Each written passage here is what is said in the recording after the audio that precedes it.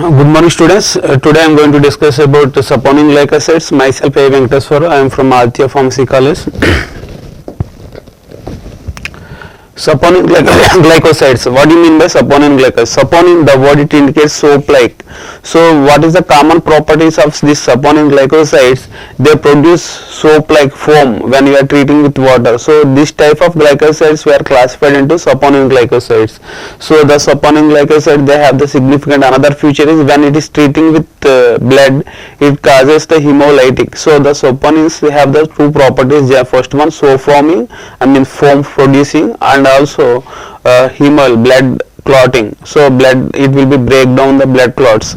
So the two properties have this saponin glycoside. So from that, the Latin name itself, soap, saponin means the soap like.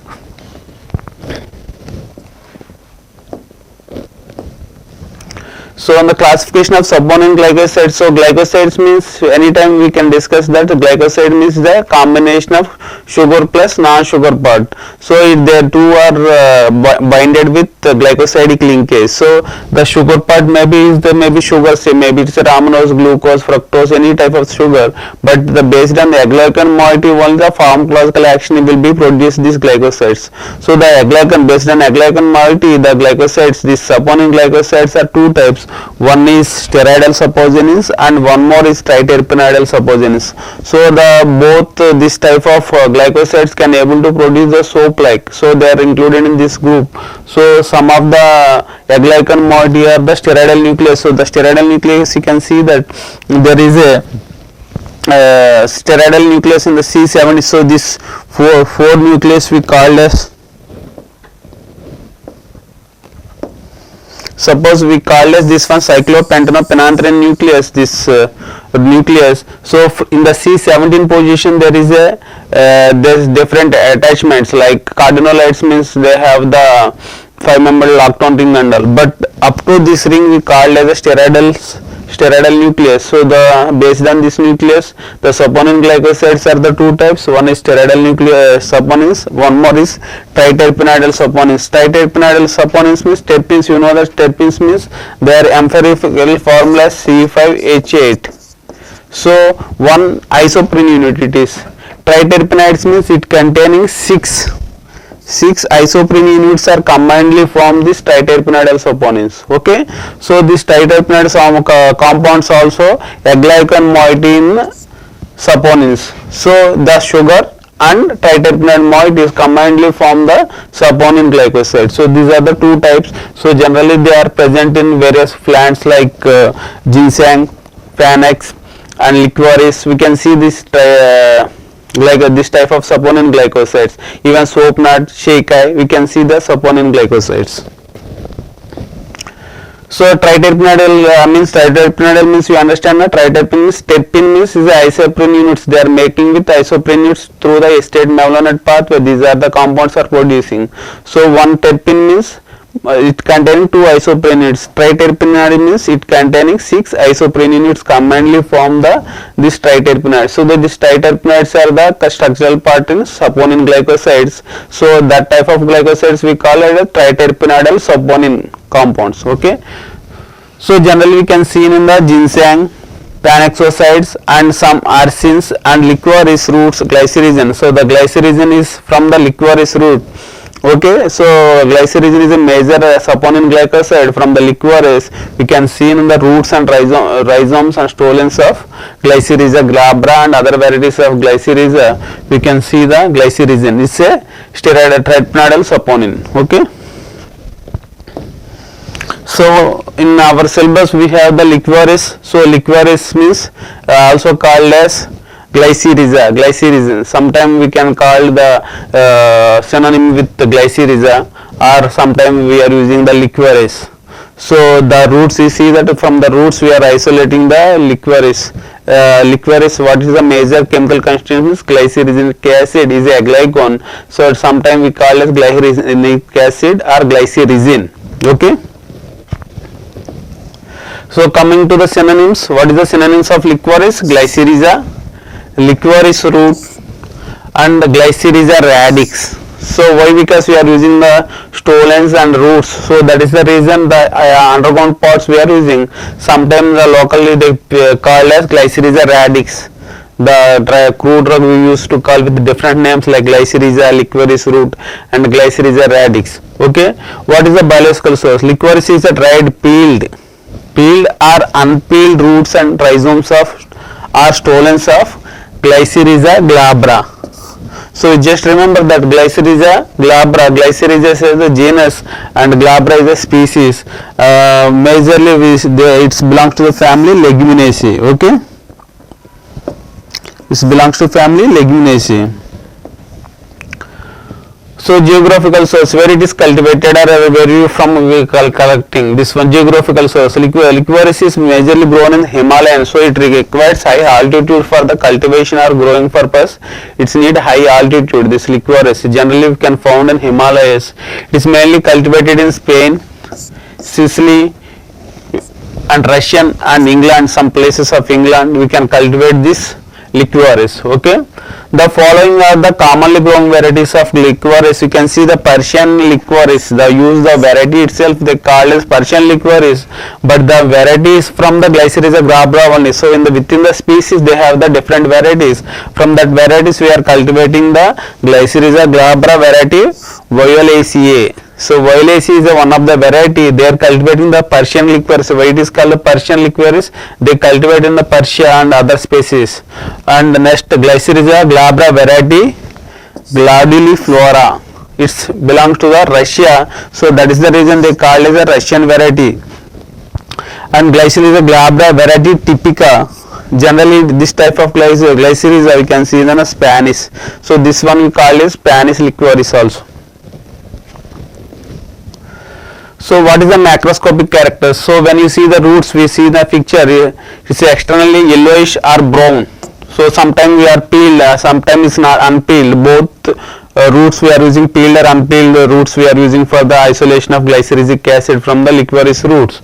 So it's a yellowish or brown or internally is a yellowish color. So once we peel it, is the root is yellow in color, but if it is unpeeled it is in the brown color. Okay, odor faint and characteristic, taste is very sweet. So just remember that liquoris is sweet taste because it contains sugars, high amount of the sugar is a glycoside, but it contains the sugar part and non-sugar part. Because of the sugar content is initially sweet, but it's not used as a substitute for the sugar, because initially it is sweet, after that is having the high bitter taste and they have the less glycemic index. So that is the reason it's not a substitute for the sugar. Okay, but its a taste is sweet taste. So length of the root, when you see the 20 to 50 centimeters length and diameter is 22 centimeters in the diameter. Shape, unpeeled drug is straight and nearly cylindrical. If it is peeled, mostly angular. The root will be most angular. So we are discussing the crude drug. They are obtained from the roots and stolons and radix. So we are discussing about the underground parts only. We are not discussing any macroscopic characters of leaves or stem or other parts. Okay, we are discussing about the underground parts here. Fracture surface in the bark, you can see the fracture. Suppose if it is unpeeled, the bark have the fracture surface and a splinterly woody. So the root is somewhat woody, is very strong. So coming to the microscopic characters, so the it says Glycyrrhiza root transfer section. When you see the outermost cork will be see several layers, and after that calcium oxalate crystals you can see the parenchyma. Okay, the parenchyma area we can see the calcium oxalate crystals and the phylloderm. And phylloderm, the cork followed by the phylloderm, and there is we can see the calcium oxalate crystals and starch grains here, and there is a medullary race. You see that race, so this one we call as a medullary race is present, and various vascular bundles and vessels are present between the vascular bundle region, and xylem fibers are present. This is the center part is the pith. So these are the characteristic microscopic features of glycyrrhiza root. So majorly you can see the cork severales and phylloderm, we can see the starch grains and calcium oxalate crystals, vessels and medullary rays we can is characteristic structures from the glycyrrhiza root. So the microscopic characters we are studying means for the identification of the drug. Suppose in the crude form we can't identify the drug other manners, we just use the microscopic characters for the initial identification of the drug. Suppose we can't identify the drug in the microscopy properly, we can go for the chemical test. So chemical constituent, what is the major chemical constituents present in the glycyrrhiza? So glycyrrhiza also called as, what is that other name of glycyrrhiza? Liquorice. Okay, so sometime we can use the both names, glycyrrhiza liquorice or liquorice root or glycyrrhiza root, like that. So what is the major chemical constituents? Why it is the name glycyrrhiza came means the major glycoside in the saponin liquorice is glycyrrhizin. Because of that reason the drug we are used to call glycyrrhiza. So the plant name initially it's a liquorice, but the major chemical constituent in the liquorice is glycyrrhiza.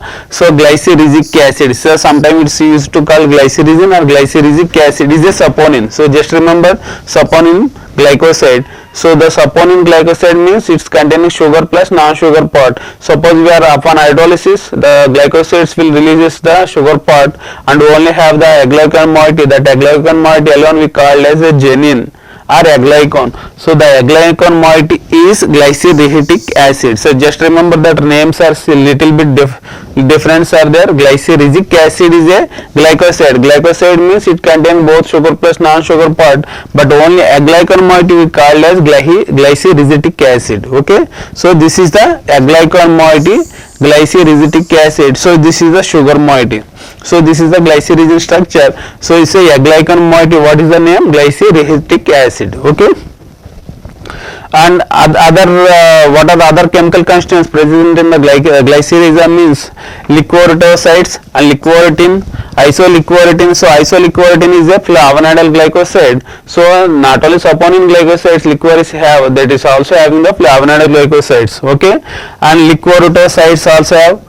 And sugars, what are the sugars they have in the liquorice? Because of the sweet taste is the mannitol. So sucrose and glucose and mannitol will be there. Because of the mannitol only liquorice having a sweet taste. It's because the mannitol content is higher in liquorice. Okay, and also contain resins and volatiles and starch. So starch in the transfer section itself we see in the starch grains, and also small quantity of resins and volatile also present in liquorice root. So what are the major chemical constituent liquorice? Is the steroidal saponins are present, terpenoidal saponins are present. So what is the terpenoidal saponins name? Glycyrrhizic acid. So glycyrrhizic acid is a glycon in the glycyrrhizic acid. So and also glucuronic acid, liquoritosides, liquoritin, it is a flavonoidal glycosides, and sugar parts are glucose and mannitols are present, and small quantities of resins and volatile oils also present in liquorice root. So how can you identify? If you suppose the drug we can't able to identify in the microscopic, it gives a basic idea about the crude drug. Maybe it having the active principles or not, we don't know. So for that we need to go for the chemical test. So for the chemical identification of this liquorice, we have to treat simply with as a crude drug or powder drug with 80% of sulfuric acid. It produces the yellow color. Okay, so instantly we can test with the crude drug or maybe powder drug, or maybe it's a direct route. We can examine with 80% sulfuric acid, it produces the yellow color. It is the identification parameter for the any chemical test for identification of saponin glycosides. Okay, what is the use of this glycyrrhiza? So glycyrrhiza is used as a demulcent and expectorant and bitter drugs. So it is used to mask the bitterness of the bitter drug, because glycyrrhiza is a intense sweet taste because it contains high amount of the mannitol.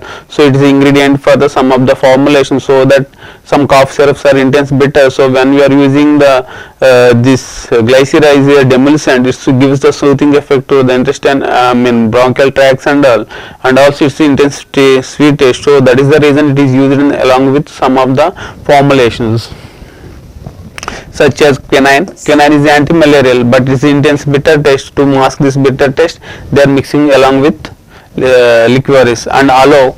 also purgative. Okay, ammonium chloride is a used for the expectorant.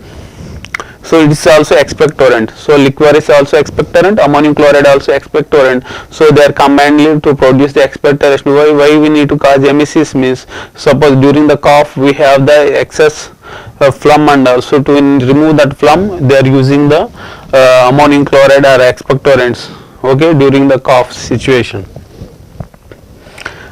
Ammoniated glycerin is employed as a flavoring agent in the beverages. So sometimes it is also used as a flavoring agents in the confectionaries, means chewable tablets and all,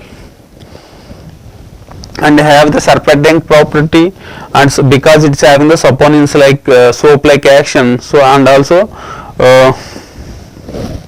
the presence of glycerinic acid is a minimal corticoid activity and hence used in the treatment of inflammations. So generally it's a very less use for the inflammation and rheumatoid arthritis, but majorly it is used in the treatment of demulcent, as a demulcent, and it's as a formulated additive for the quinine syrups and all, and aloe vera syrups, and also confectionaries, and also used in various formulations as a flavoring agent. And majorly licorice means it is a expectorant. We just remember that is expectorant and masking the taste. We are using the both two uses we have. And but arthritis, because of the low minimal corticoid activities, it is also used in the arthritis and all for relieving the pain, but it's less use compared to the other uses. Okay, these are the uses for the licorices. Okay, so just again emphasizing the what are the use: expectorant and demulcent and flavoring agent and anti-inflammatory. So rheumatoid arthritis, I said that because of the minimal corticoid activity, it is used in the inflammatory and rheumatoid arthritis. Okay, and also used in peptic ulcer because it's having the demulcent properties. So demulcent means soothing effects for the mucosal membranes. So not only buccal cavity, in the intestine also we are used as a peptic ulcer treatment, this licorice root, and also having the antispasmodic properties they are reported recently. So they have some of the formulations they are using for the antispasmodic property for the spasms. Spasm means intestinal contractions, so it will be relieved from the contractions. So it is a antispasmodic also.